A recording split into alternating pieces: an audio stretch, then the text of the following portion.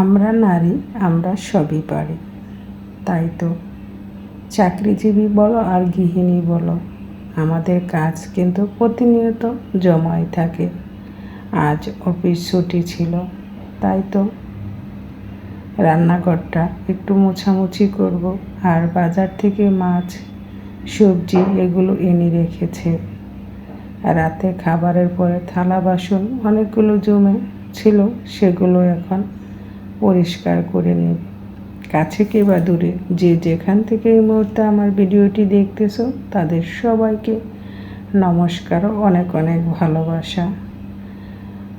আমি একটু সিরিঞ্জ কাগজ নিয়েছি আর নিলাম একটু ভিমবার। স্টিলের থালা বাসনে কাজ করতে করতে দেখা যায় মশলার দাগগুলো লেগে যায়। সাধারণ মাজনিতে কিন্তু এই দাগগুলো সহজে ওঠে না। তাই তো আজ আমি তোমাদের সাথে একটু শেয়ার করতেছি। এই দেখতেই পাচ্ছ প্রেশার কুকারটা। রান্না করার সময় প্রেশার কুকারের গায়ে কিন্তু ময়লা লেগে আছে। এগুলো সাধারণ মাজনিতে কিন্তু উঠতে চায় না সহজে, আর ওঠাতে গেলেও অনেকটা কষ্ট হয়। তবে এক টুকরো এরকম সিরিঞ্জ কাগজ নিয়ে কিন্তু স্টিলের থালা বাসন বা কড়াই, এরকম প্রেশার কুকার কিন্তু খুব সহজে পরিষ্কার করা যায়।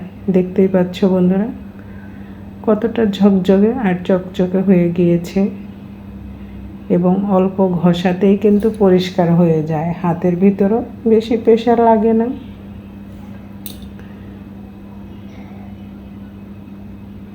কাঁসার থালা বাসন বা মেলামানের জিনিসও কিন্তু এই সিরিঞ্জ কাগজ দিয়ে পরিষ্কার করে নিলে নতুনের মতো ঝকঝকে হয়ে যায়।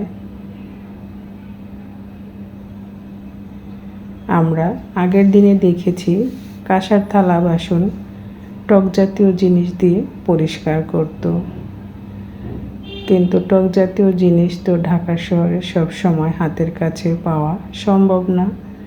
তাই তো এই সিরিঞ্জ কাগজ দিয়েও কিন্তু খুব সুন্দর ঝকঝকে চকচকে কাঁসার থালা বাসন পরিষ্কার হয়। আর মেলামানের জিনিসপত্র, কারণ ব্যবহার করতে করতে মশলার দাগগুলো মেলামানের প্লেটে লেগে যায়, সিরিঞ্জ কাগজ দিয়ে এভাবে পরিষ্কার করে নিতে পারো। আমি তো সিরিঞ্জ কাগজ দিয়ে পরিষ্কার করে নিই।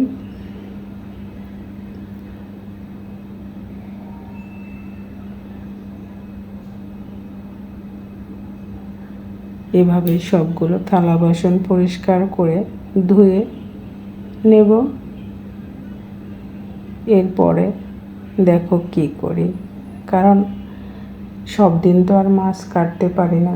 তাই তো মাছগুলো এনে ফ্রিজে রেখে দিয়েছিল, সেগুলো ভিজিয়ে রেখেছিলাম।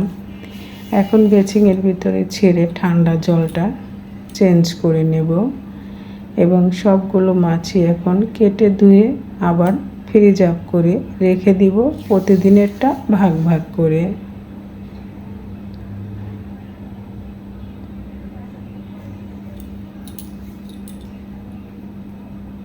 আর এদিকে মাছগুলো ভিজতে ভিজতে আমি আরও কিছুটা রান্নার কাজ কিন্তু এগিয়ে নিচ্ছি।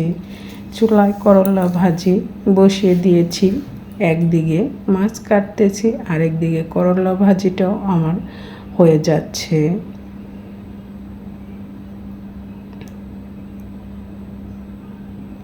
আমাদের বাসায় এভাবে করলা ভাজিটা খেতে আমার হাজব্যান্ড অনেক পছন্দ করে।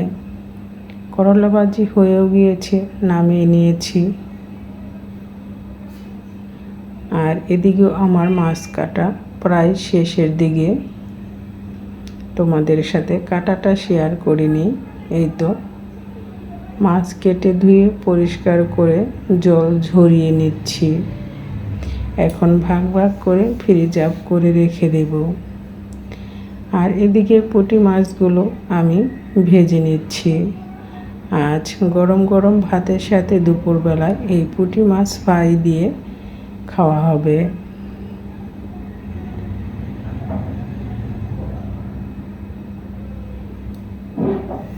আর গরম গরম পুঁটি মাছ একটু মচমচে কড়া করে ভেজে নিলে কিন্তু খেতে খুবই ভালো লাগে। এগুলো দেশি পুঁটি মাছ, কারণ দেশি পুঁটি মাছের ডিম দিয়ে এখন এই চাষ করা হয় পুঁটি মাছ। এই মাছগুলো কিন্তু খেতে খুবই সুস্বাদু। আমি মাছগুলো উল্টিয়ে পাল্টিয়ে ভেজে নিচ্ছি।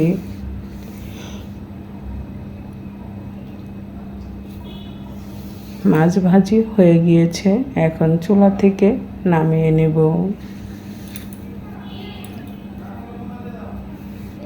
আজ দুপুরের পুঁটি মাছ ভাজি, কই মাছ দিয়ে লাউয়ের ঝোল আর করলা ভাজি। আজ পুরো রেসিপি তোমাদের সাথে শেয়ার করিনি। আজ দুপুরে কী কী আয়োজন করলাম সেটাই একটু হালকা পাতলা তোমাদের সাথে শেয়ার করলাম।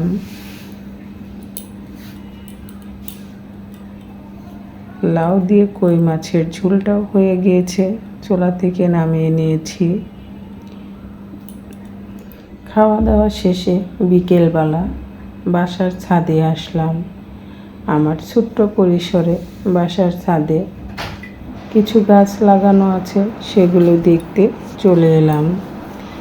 এসে দেখি আমার খুবই পছন্দের একটি গাছ, বকফুল গাছ।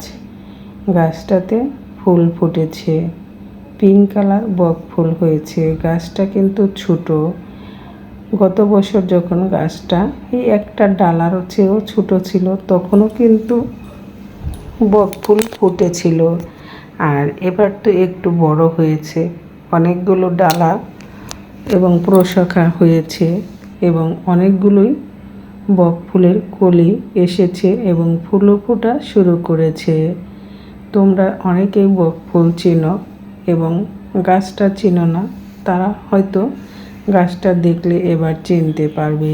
এদিকে চায়না জুঁই ফুলও ফোটা শুরু করেছে, গাছে অনেক মেহেদি হয়েছে। এপাশে আরেকটা বকফুল, এটা হচ্ছে সাদা বকফুলের চারা, এবছর লাগিয়েছি। এটা এখনো ফুল আসেনি।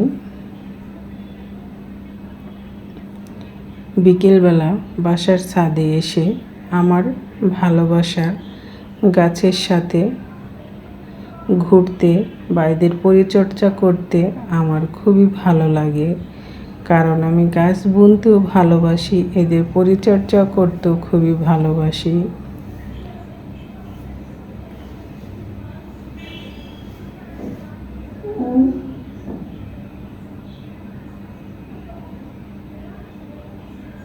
দেখতেই পাচ্ছ বিকেলবেলা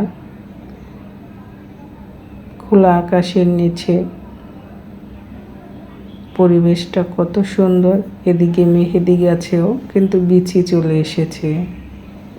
এই তো আবার চলে এসেছে আমাদের মিঠাই সোনা, আমাদের বাহিনী।